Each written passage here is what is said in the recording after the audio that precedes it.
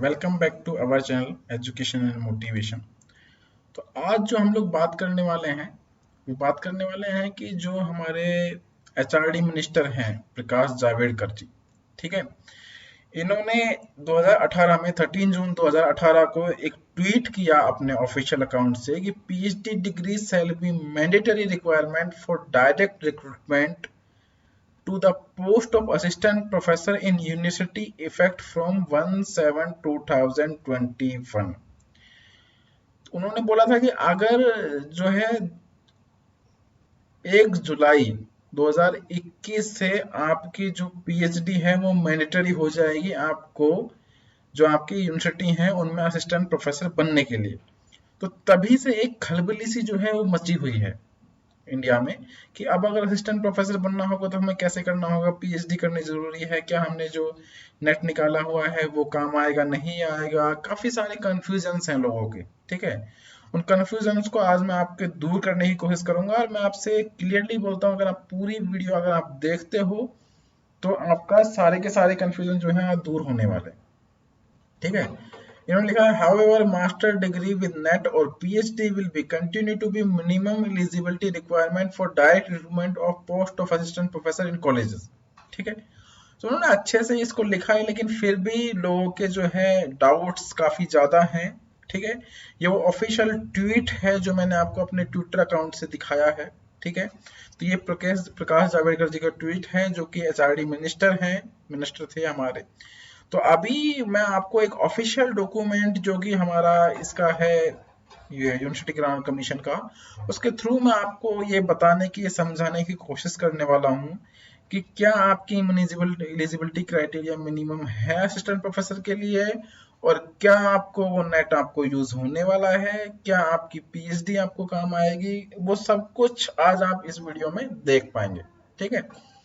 तो उससे पहले मैं वीडियो को कंटिन्यू करने से पहले मैं आपसे बात करूंगा कि वीडियो को बनाने के लिए काफी टाइम लगता है, एफर्ट लगता है।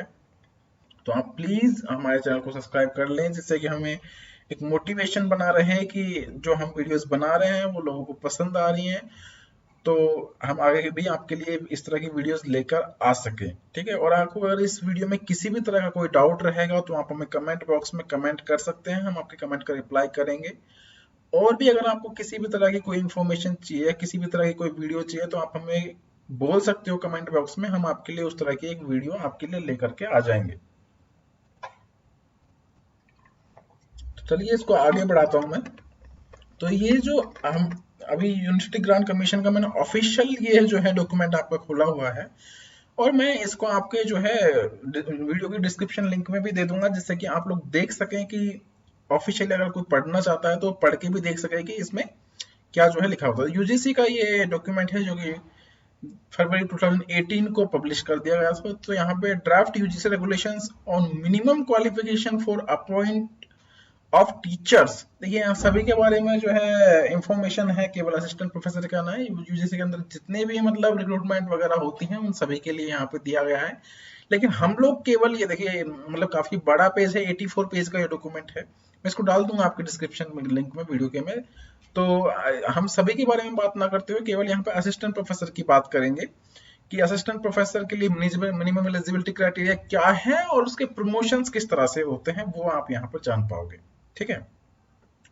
तो इसमें दिया हुआ the draft UGC regulations on minimum qualification for appointment of teachers and other academic staff in universities and colleges and measures for the maintenance of standard in higher education 2018 का ये डॉक्यूमेंट निकाला गया है। तो हम अब ये धीरे धीरे आगे बढ़ रहे हैं, ठीक है। आप पूरी वीडियो अच्छे से देखना, आपको सब कुछ समझ में आ जाएगा, कोई डाउट नहीं रहेगा। और फिर भी अगर आपको कोई डाउट रहता है तो आप हमें जो है कमेंट बॉक्स में कमेंट करके पूछ सकते हैं, ठीक है। तो ये जो इंपॉर्टेंट पॉइंट है वो मैंने हाईलाइट किया है। These regulations may be called the University Grant Commission minimum qualification for appointment of teachers and other academic staff in university and colleges and other measures for the maintenance of standard in higher education regulation 2018, ठीक है, सभी के लिए है। तो same चीज यहाँ पे लिखी हुई है, ठीक है। तो देखिए अभी यहाँ पे देखिए in the subject in which net set and slate is conducted by UGC, CSIR or any other body by UGC, NET, SET, SLET shall be an additional requirement for appoint to the post of assistant professor and equivalent positions as per case 3.3।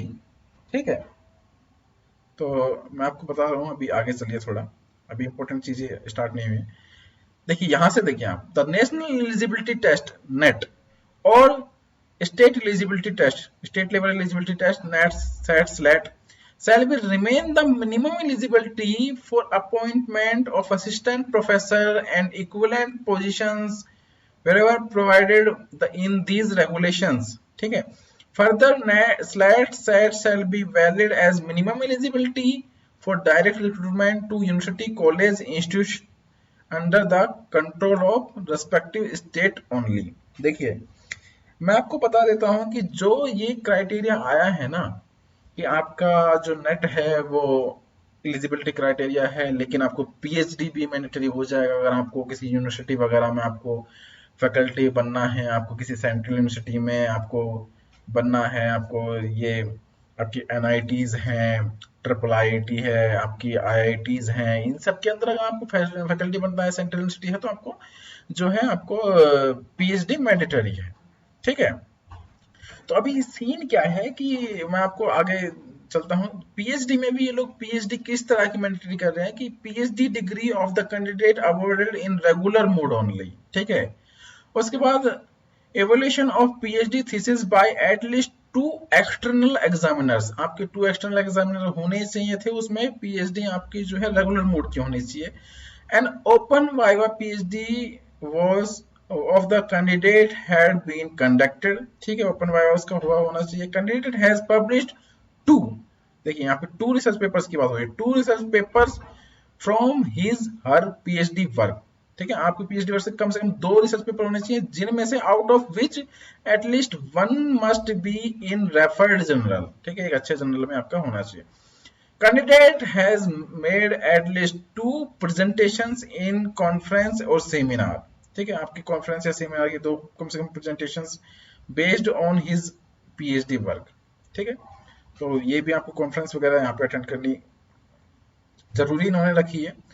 अभी net slate set shall be required for such disciplines for which net slate set is not conducted. जहां पे net slate slate नहीं होता है वहां पे वो compulsory नहीं है।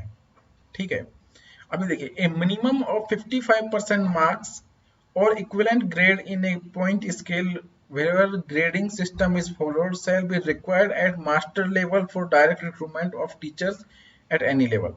तो आपकी जो मिनिमम एलिजिबिलिटी क्राइटेरिया होने वाली है वो 55% की होने वाली है यहाँ पर। ठीक है, उसमें कोई दिक्कत नहीं है। उसके बाद 5% का रिलेक्सेशन ये लोग दे रहे हैं SC ST वालों को। ठीक है, और अगर आपके पास कोई डिसेबल है कोई, तो उसको भी यहाँ पे मिलने वाला है। अब देखिए, अब मैं आपको जो चीज बताने वाला हूँ वो क्या है, the PhD degree shall be mandatory qualification for promotion to the post of assistant professor selection grade academic level 12।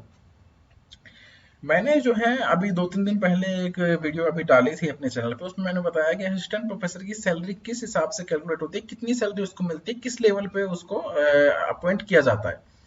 तो ये यहाँ पे जो लेवल 12 की बात कर रहा है ना, जो असिस्टेंट प्रोफेसर होता है वो लेवल 10 पे लगता है। ठीक है, एक कॉलेज में जो असिस्टेंट प्रोफेसर होता है वो लेवल 10 पे लगता है, तो उस पे वहां पे आप लग सकते हो, उसका एक प्रमोशन भी हो जाएगा, लेवल 11 पे भी उसका प्रमोशन हो जाएगा। तो जो लेवल 10 पे लगेगा उसका जो एजीपी रहेगा वो 6000 रहेगा, लेवल 11 पे उसका एजीपी 7000 हो जाएगा। लेकिन लेवल 12 पे अगर आपको प्रमोट होना है एज ए असिस्टेंट प्रोफेसर के लेवल 3 होते हैं, लेवल 10, लेवल 11, लेवल 12। लेवल 11 तक आप जा सकते हो बिना पीएचडी के भी। ठीक है, लेवल 12 पे आप जा पाओगे अगर आपके पास पीएचडी है तो। अब आप सोच रहे हो कि पीएचडी तो मैंडेटरी है असिस्टेंट प्रोफेसर बनने के लिए। ठीक है, तो हम बनेंगे कैसे, ये कैसा कंफ्यूजन है, तो ये भी मैं आपका भी दूर करने वाला हूँ। आप थोड़ा देखिए अभी, The PhD degree shall be mandatory qualification for direct recruitment to the post of assistant professor in university with effect from 1/7/2027। देखिए यहाँ पे ये जो बात कर रहा है ना इस लाइन में, ये बात कर रहा है ये जो आपकी यूनिवर्सिटी होती है, जैसे फॉर एग्जांपल आप मान लीजिए कि आप राजस्थान यूनिवर्सिटी की बात कर रहे हो, या आप यूपी में कोई यूनिवर्सिटी उसकी बात कर रहे हो, या आप दिल्ली यूनिवर्सिटी की बात कर रहे हो, या आप कोलकाता की कोई यूनिवर्सिटी उसकी बात कर रहे हो, तो इनके अंडर जो डिग्री कॉलेजेस होते हैं जहां पे आपकी बीएससी कराई जाती है, तो उनमें अगर आपको असिस्टेंट प्रोफेसर बनना है तो 21 के बाद भी आपकी जो एलिजिबिलिटी क्राइटेरिया है वो रहने वाला है एमएससी प्लस नेट। क्या रहने वाला है? एमएससी प्लस नेट से आपका रिक्रूटमेंट होगा, ठीक है। लेकिन अगर आपको किसी यूनिवर्सिटी के अंदर जाना है, जैसे मान लीजिए Rajasthan university main university campus जो है उसके अंदर आपको फैकल्टी लगना है, डीयू है, दिल्ली यूनिवर्सिटी है, यूपी में कोई यूनिवर्सिटी है, आपकी कोलकाता में कोई यूनिवर्सिटी है, आपके बिहार में कोई यूनिवर्सिटी है, आपके और किसी गुजरात में कोई यूनिवर्सिटी है, तो मेन यूनिवर्सिटी में अगर आपको फैकल्टी लगना है, एज असिस्टेंट प्रोफेसर बनना है, तो आपको वहां पे पीएचडी मैंडेटरी होगी 1/7/2021 से। अब उसका रीजन सुन लीजिए क्या है, क्यों ये यूजीसी ने रूल निकाला है। उसका रीजन ये है कि जब आप एक डिग्री कॉलेज में आप जाते हो असिस्टेंट प्रोफेसर बनने के लिए, तो आपको केवल बच्चों को पढ़ाना है, जो कि बीएससी लेवल के बच्चे वहां पे होंगे, आपको मिलेंगे, आपको उनको पढ़ाना है, आप उनको आसानी से पढ़ा सकते हो अगर आप MSc plus net same subject में किए हुए हो, ठीक है। लेकिन होगा क्या कि अगर आपको हम मतलब रिक्रूट कर लेते हैं यूजीसी वाले, अगर आपको रिक्रूट कर लेते हैं किसी यूनिवर्सिटी के अंदर, तो उस यूनिवर्सिटी को आजकल जो इंडिया में जो है रिसर्च पर काफी ध्यान दिया जा रहा है, तो अगर वो केवल एमएससी प्लस नेट है तो वो बिना पीएचडी आपको पीएचडी कैसे कराएगा, ठीक है। अब वो वहां पे बच्चे कैसे रिक्रूट करेंगे पीएचडी के लिए, कैसे बच्चों को पीएचडी देंगे? तो उसके लिए ये चीज जो है कंपलसरी की गई है कि यूनिवर्सिटी की लेवल तक कम से कम आप पीएचडी वालों को ही यहाँ पे रिक्रूट कीजिए, जिससे कि जब वो रिक्रूट हो वो 2-3-4 साल बाद बच्चों को अच्छे से पीएचडी वगैरह भी करा पाए, ठीक है। तो अभी आपको रीजन समझ में आ रहा होगा कि ये रूल किस लिए बनाया गया है। इससे पहले के तक क्या हो रहा है कि आपको बिना पीएचडी के भी एमएससी प्लस नेट के बेस पे भी यूनिवर्सिटी के अंदर भी आपको जो है पोजीशन मिल जा रही है असिस्टेंट प्रोफेसर की। तो कुछ लोग फिर वहां पे क्या कर रहे हैं, एक बार अगर आप गवर्नमेंट पोजीशन में चले जाते हो तो उसके बाद अगर आप हायर क्वालिफिकेशन नहीं भी लेते हो, जैसा कि यहाँ पे लिखा हुआ है, the PhD degree shall be mandatory qualification for promotion to the post of assistant professor level 12। तो कुछ लोग ऐसे बोल देते हैं कि भाई ठीक है भाई, तू प्रमोशन मत कर, प्रमोशन मत कर, उसका प्रमोशन नहीं होगा लेकिन आप उसको बाहर नहीं कर सकते। तो अगर पूरी लाइफ भी अपनी पीएचडी नहीं करता है तो भी आप उसको बाहर नहीं कर सकते हो, वो उसी लेवल पे, जैसे वो लेवल 11 तक उसका प्रमोशन हो जाएगा ऑटोमेटिक, उसकी सैलरी में जो इंक्रीमेंट है वो लगेगा हर साल 3% का जो होता है, तो उसकी सैलरी में ग्रोथ होता रहेगा, उसको जो सैलरी मिल रही है वो उससे खुश है, ठीक है। लेकिन अल्टीमेटली हो क्या रहा है कि उससे यूनिवर्सिटी का नुकसान हो रहा है, यूनिवर्सिटी की इमेज खराब हो रही है, वहां से किसी को पीएचडी नहीं करा सकते, उस डिपार्टमेंट से किसी को पीएचडी नहीं करा सकते, उस बंदे ने, उस कैंडिडेट ने एक पोजीशन को होल्ड किया हुआ है, जो कि एक तरह से वो पोजीशन खराब हो रही है, क्योंकि उसने पीएचडी की नहीं है तो किसी को पीएचडी करा नहीं सकता, और वो उसको बाहर भी नहीं निकाल सकते हैं क्योंकि वो एक ऑफिशियल तरीके से रिक्रूट हुआ है, ठीक है। तो इसलिए अभी यूनिवर्सिटियों के अंदर जो है पीएचडी को मैंडेटरी कर दिया गया है, ये कॉलेजों में मैंडेटरी नहीं है। कॉलेजों में आज भी आपका 2021 के बाद भी 1/7/2021 के बाद भी आपका जो रिक्रूटमेंट होने वाला है वो एमएससी प्लस नेट बेस पे ही होने वाला है। और कुछ चीजें हैं जो मैं आपको अभी आगे क्लियर करने वाला हूँ। For promotion to the post of assistant professor level 12 in colleges, the PhD shall be mandatory qualification in date of eligibility falls on after 1/7/2021। देखिए यहाँ पे उन्होंने ये चीज बता दी है। अब discipline of arts commerce humanities, ये कुछ आपको सब्जेक्ट्स दिए हुए हैं, यहाँ पर वो असिस्टेंट प्रोफेसर के लिए क्या कह रहे हैं ये ध्यान से देखना कि मास्टर डिग्री विद 55% मार्क्स और equivalent degree in A point scale wherever grading system is followed. देखिए अब ये क्या लिखा हुआ है, 55%। देखें आप किसी यूनिवर्सिटी से कर रहे हो, वहां पे मान लीजिए परसेंटेज सिस्टम है तो 55% आपके बन गए, ठीक है भाई 55% परसेंटेज मान लिए। अब कई बार क्या होता है कि आपकी कुछ यूनिवर्सिटी ऐसी होती है जिनका ग्रेडिंग सिस्टम अलग होता है, कि उनका ग्रेड सिस्टम होता है अगर आपके 10 आ रहा है तो वो 9.5 उसको बताते हैं, 10 इक्वल टू 9.5, वो बोलते हैं 9.5 से मल्टीप्लाई करो, जो निकलेगा वो आपका जो है रहेगा परसेंटेज। कुछ होते हैं कि जो अपना कुछ फॉर्मूला देते ही नहीं है, कि उनको नहीं पता भाई जिस भी इंस्टीट्यूट में तुम जाओगे वो इंस्टीट्यूट अपना आप अपना जो होगा वो लगा लेगा, उसके हिसाब से वो मान लेगा। तो इसमें अगर आपका इंस्टीट्यूट आपको कन्वर्जन फैक्टर देता है तो वो लगाना होता है, अगर आप परसेंटेज बेस पे आप आपने एमएससी किए हो तो वो सीधा सीधा 55 है, 50 है, 65 है, वो जो भी है आपका देख लिया जाएगा। अदरवाइज तो आपको एक जो है point scale where grading system is followed, equivalent grade point आपको दिखाना होगा इन रिलेवेंट सब्जेक्ट, ठीक है। पहले तो ये आपकी एलिजिबिलिटी क्राइटेरिया 55% आपके पास होना चाहिए। दूसरी आपकी eligibility criteria based on the fulfil above qualifications, पहले जब ये पूरी हो जाती है उसके बाद candidate must have cleared the national eligibility test. ठीक है, आपके पास नेट होना चाहिए ही चाहिए। कंडक्टेड बाय यूजीसी सीएसआईआर और similar test by UGC like SLET SET. अगर आपका स्टेट लेवल का है तो वो ठीक है, ठीक है, वो भी आपका वैलिड होगा, ठीक है। और तो ये सब है। और 2009 से पहले जिसने अपनी पीएचडी कंप्लीट कर ली है तो उसकी पीएचडी है, उसको नेट वेट की कोई जरूरत है नहीं, ठीक है। तो ये इन्होंने कहा है, ठीक है। तो ये जो चीज है, उसके बाद इन्होंने कहा है नेट स्लेट सेट, ये जो पीएचडी किस तरह की मैंडेटरी होती है यूनिवर्सिटी में, वो मैंने यहाँ पे पहले भी आपको बताया था, वो सेम चीज यहाँ पे लिखी हुई है, आप देख सकते हो। NET SLET SET shall also not be required for such master programme in discipline जहां पे वो नहीं कराया जाता है, ठीक है, वो भी यहाँ पे लिखा हुआ है। अब देखिए एक दूसरी चीज भी है, जैसे मान लीजिए कि आप यहाँ से आपने अपना मास्टर्स किया, मास्टर्स करने के बाद आप पीएचडी करने बाहर चले गए, तो उसने लिखा होगा PhD degree from A university institution with A ranking in top 500 in the world university ranking at any time, ठीक है। कि वो कह रहा है कि अगर कोई आप यूनिवर्सिटी से जैसे कि बाहर से पीएचडी करने गए हो या आप इंडिया में कर रहे हो, वो कभी भी अपने जीवन में कभी भी अगर वो टॉप 500 की रैंक में आई थी या है, तो वो आपकी वैलिड रहेगी। वहां से अगर आप पीएचडी करते हो तो उसको अच्छा माना जाएगा, ठीक है, ये इन्होंने यहाँ पे कहा है। तो यहाँ आपके असिस्टेंट प्रोफेसर की, एसोसिएट की, फिर प्रोफेसर वगैरह की है। तो देखिए जो मेन चीज जो मैं आपको यहाँ पे समझाने की कोशिश कर रहा हूँ, जो प्रकाश जावड़ेकर ने भी क्लियरली यहाँ पर लिखा है, ये मैं आपको फिर से पढ़ के दिखा देता हूँ। लोगों को कंफ्यूजन है कि ये आया कहाँ से, तो वो मैंने आपको ऑफिशियल डॉक्यूमेंट्स के थ्रू दिखाया है कि PhD degree shall be mandatory requirement for direct recruitment to the post of assistant professor in university. क्या लिखा हुआ है? University, effect from 1/7/2021। तो यूनिवर्सिटियों के जो लिए जो आपकी रिक्रूटमेंट होगी, केवल उसके लिए आपकी पीएचडी चाहिए भाई मेरे, सबके लिए नहीं चाहिए। अगर आप किसी सेंट्रल यूनिवर्सिटी में, यूनिवर्सिटी में कहीं अप्लाई करते हो तो आपको पीएचडी चाहिए। आपको यहाँ कॉलेजों के लिए कोई पीएचडी की रिक्वायरमेंट नहीं है। वो आपका जो है डिजायरेबल क्वालिफिकेशन होता है तो बहुत बढ़िया, और नहीं है तो कोई बात नहीं, आप एलिजिबल हो। However, the master degree with NET or PhD will continue to be minimum eligibility requirement for direct recruitment to the post of assistant professor in college. फिर उसने कहा है कि जो master degree with NET PhD continue ही रहेगी minimum eligibility criteria, जो कि आपकी पहले रहती थी असिस्टेंट प्रोफेसर की कॉलेजों में, ठीक है। तो मुझे नहीं लगता कि अभी आपका कोई डाउट रहा होगा। फिर से एक बार साफ साफ शब्दों में बता देता हूँ कि कॉलेज में पढ़ना है तो भैया मेरे डायरेक्ट बढ़ सकते हो, कोई आपको पीएचडी वीएचडी नहीं चाहिए, एमएससी प्लस नेट चाहिए। एससी एसटी से वो 50% मांगेंगे एमएससी में, और किसी कैटेगरी वो जनरल ओबीसी में हो तो मांगेंगे 55, ठीक है।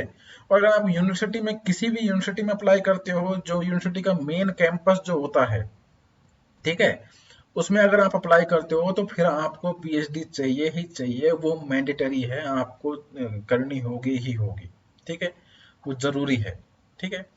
और वो लोग अगर आप टॉप 500 रैंकिंग की यूनिवर्सिटी से अगर आप किए हो तो वो आपको वेल एंड गुड मानेंगे, अच्छा मानेंगे, क्योंकि जहाँ से पीएचडी से रिक्रूटमेंट होता है वहाँ पहले इंटरव्यू होते हैं, तो इंटरव्यू में आपको वहाँ पे जो है आपको पहले प्रायोरिटी दी जाएगी, ठीक है। तो वो चीज़ है, तो ये चीज़ यहाँ से निकल करके आएगी, तो आपको ज़्यादा कंफ्यूज होने की जरूरत नहीं है।